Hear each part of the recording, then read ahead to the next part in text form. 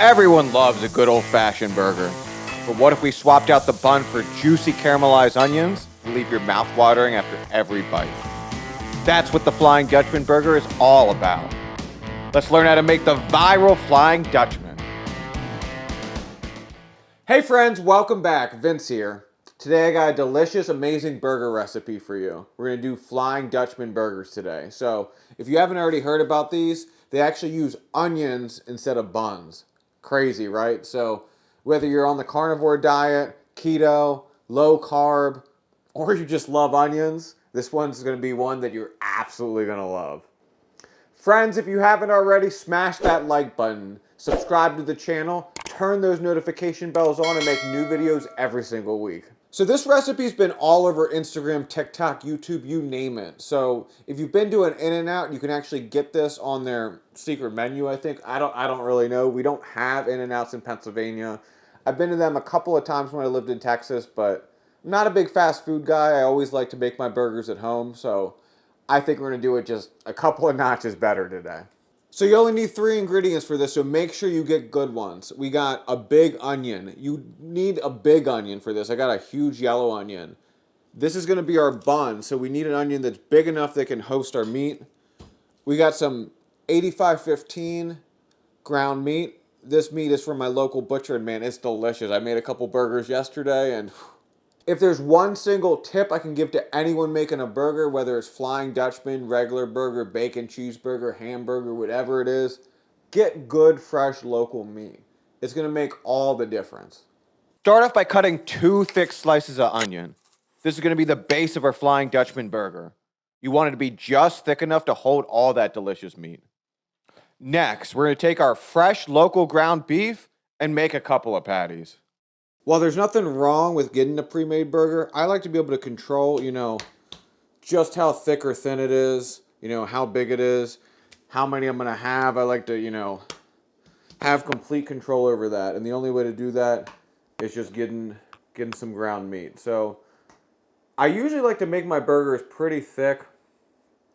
But for this, we need it a little bit thinner because we're going to do 2 patties in between that beautiful Amish yellow onion, baby.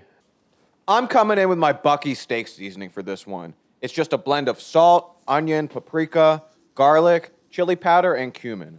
Make sure to hit both sides liberally with your seasoning. No one likes an underseasoned burger.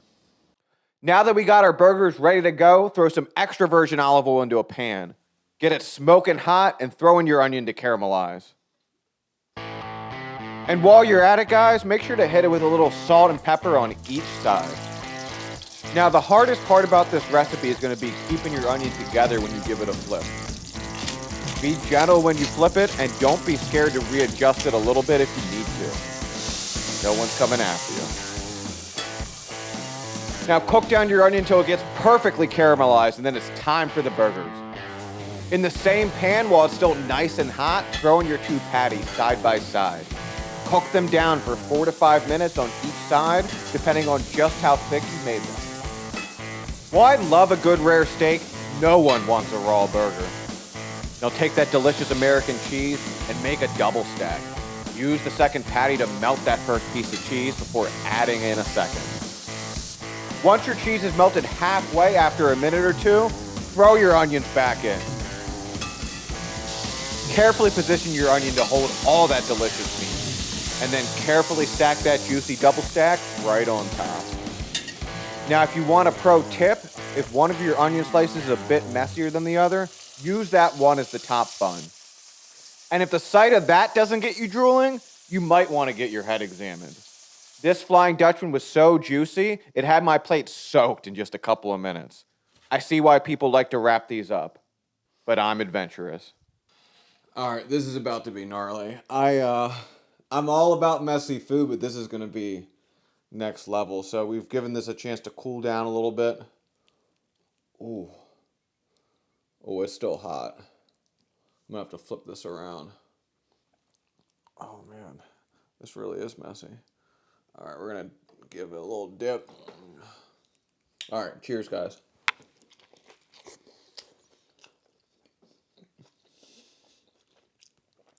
Okay, it kind of falls apart, but